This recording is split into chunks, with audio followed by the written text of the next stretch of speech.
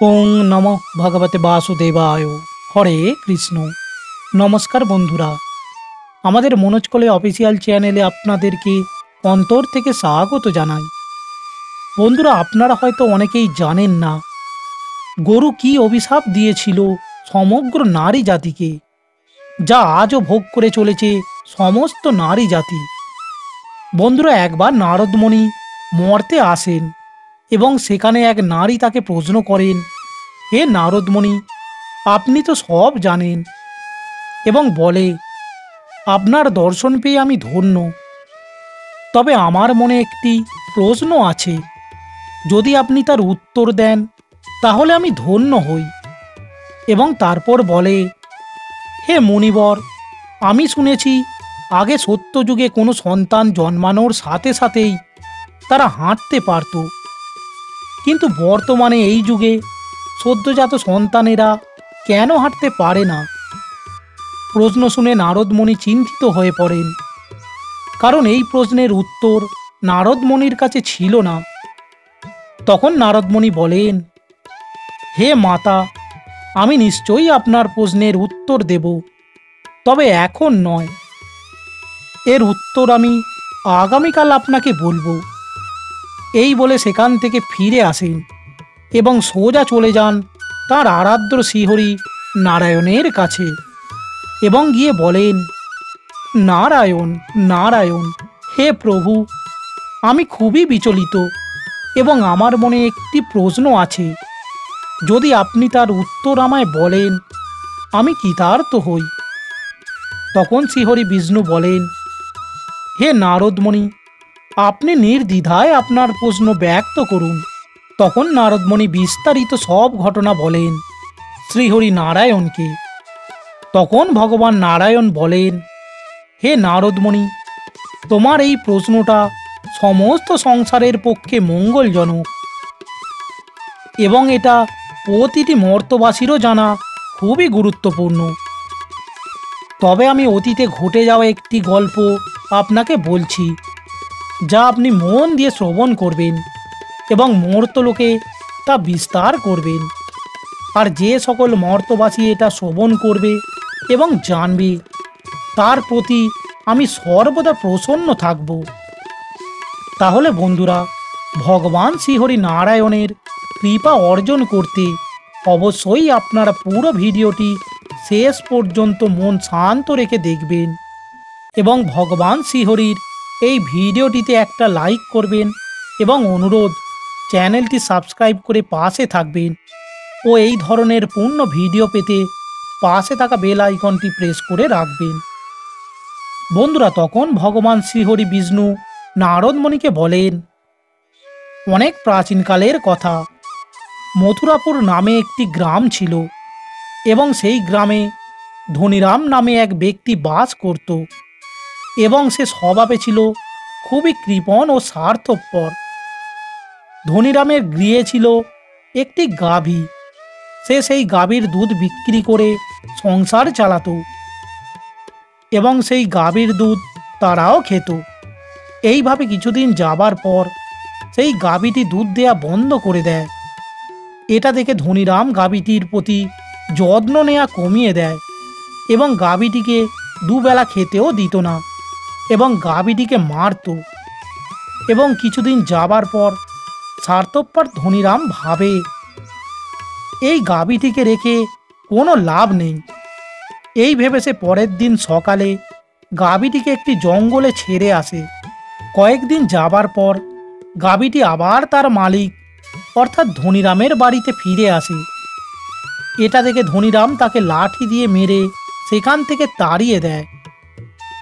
ফলে গাভীটি দুঃখে সেই জঙ্গলেই ফিরে যায় এবং সেই জঙ্গলে ছিল একটি মন্দির। গাভীটি সেই মন্দিরে গিয়ে প্রার্থনা করে বলে, হে প্রভু, কেন আপনি আমায় গরুর রূপে মর্তে পাঠালেন? আমরা অসহায়, তা সত্ত্বেও মানুষেরা আমাদের প্রতি অত্যাচার করে।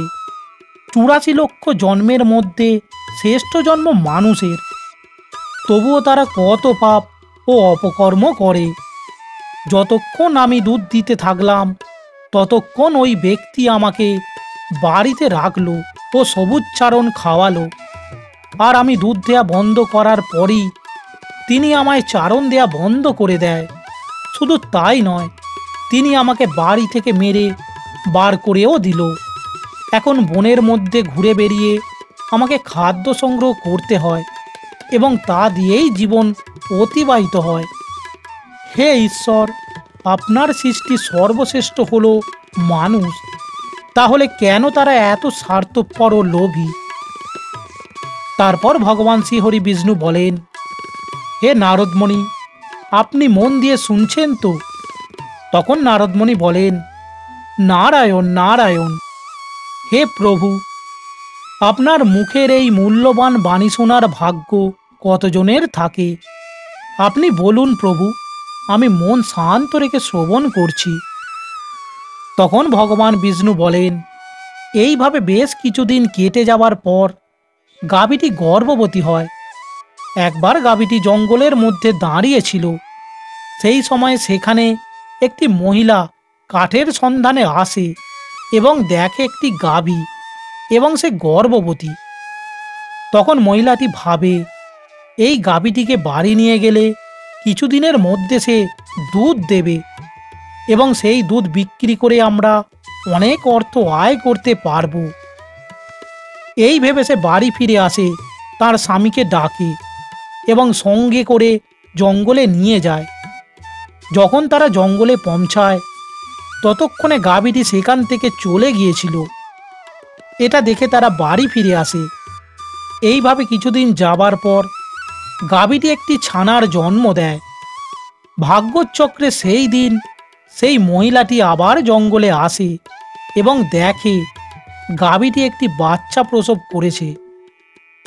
তখন গাভীটি সেই মহিলাটিকে দেখতে পায় এবং অনুরোধ করে বলে, হে মাতা, আমার বাচ্চা এখন ছোট, সে হাঁটতে চলতে পারে না। আপনি যদি আমার বাচ্চাকে আমার পিঠে চাপিয়ে দেন, তাহলে আমি আমার বাচ্চাকে নিয়ে নিরাপদ স্থানে চলে যেতে পারবো। তখন মহিলাটি বলে, তুমি কি করে ভাবলে তোমার এই নোংরা বাচ্চাটিকে আমি হাত দিয়ে তোমার পিঠে তুলে দেব? তখন গাভীটি এই সব কথা সহ্য করতে না পেরে মহিলাটিকে অভিশাপ দেয় যে, আজ তোমাদের সন্তান জন্মাবার পরই হাঁটতে শুরু করে, কিন্তু আজ আমি তোমাদের অভিশাপ দিচ্ছি, এবার থেকে তোমাদের সন্তান জন্মাবার 10 মাস পরেই পায়ে হাঁটতে পারবে। আর আমার সন্তান যে আজ হাঁটতে পারছে না, আজকের পর জন্মের সাথে সাথেই সে তার পায়ে হাঁটতে পারবে। এরপর ভগবান শ্রীহরি বিষ্ণু বলেন, হে নারদমণি, গরুর এই অভিশাপের কারণে আজ মহিলাদের সন্তান জন্মের সাথে সাথে তাদের পায়ে হাঁটতে পারে না। কিন্তু সত্যযুগে সুখদেব জন্মের পরেই নিজের পায়ে হাঁটা শুরু করেছিলেন, আর বেদব্যাসও জন্মের পরই নিজের পায়ে হাঁটা শুরু করেছিলেন। এটা ছিল সত্যযুগের কথা। কিন্তু কলিযুগে তা হয় না। কলিযুগে জন্মের পর শিশুর নিজের পায়ে হাঁটতে কমপক্ষে 9 থেকে 10 মাস লাগে। এর কারণ হলো গরু সমগ্র স্ত্রী জাতিকে অভিশাপ দিয়েছিল। সেই দিন থেকে সমস্ত মহিলার সন্তান জন্মের সাথে সাথে হাঁটতে পারার প্রক্রিয়া থেমে যায় গরুর অভিশাপের কারণেই। শিশু জন্মাবার 9 থেকে 10 মাস পরই পায়ে দাঁড়াতে সক্ষম হয় এবং বাছুর একই দিন থেকেই নিজের পায়ে হাঁটতে সক্ষম হয়। তাই কারো আত্মাকে কষ্ট দেওয়া উচিত নয়। এটাই সনাতন ধর্মের সবচেয়ে বড় ধর্ম।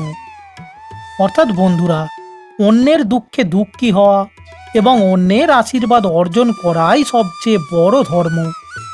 তাই আমাদের উচিত অসহায় পশু পাখিদের সাহায্য করা। গরুর অভিশাপের কারণেই যত পশু পাখি আছে তাদের সন্তান জন্মাবার পরই হাঁটা শুরু করে।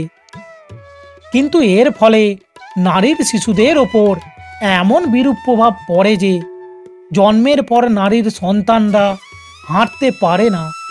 একজন নারীর ভুলের কারণে সমগ্র নারী জাতি এখনও সেই অভিশাপের ফল ভোগ করে চলেছে। এবং তারপর শ্রীহরি বিষ্ণু বলেন, হে নারদমণি, এবার আপনি যান এবং এর উত্তর সেই নারীকে আপনি দিন এবং সমগ্র পৃথিবীবাসীর উদ্দেশ্যে এটা প্রসার করুন। তাহলে বন্ধুরা, আশা করি ভিডিওটি আপনাকে সমৃদ্ধ করতে পেরেছে। যদি ভিডিওটি ভালো লাগে একটি লাইক করবেন ও চ্যানেলটি সাবস্ক্রাইব করে পাশে থাকবেন। ও শ্রীহরি বিষ্ণুর ভক্ত যদি হন তাহলে অবশ্যই কমেন্টে লিখে যাবেন, জয় শ্রীহরি বিষ্ণু ও জয় শ্রীকৃষ্ণ। রাধে রাধে।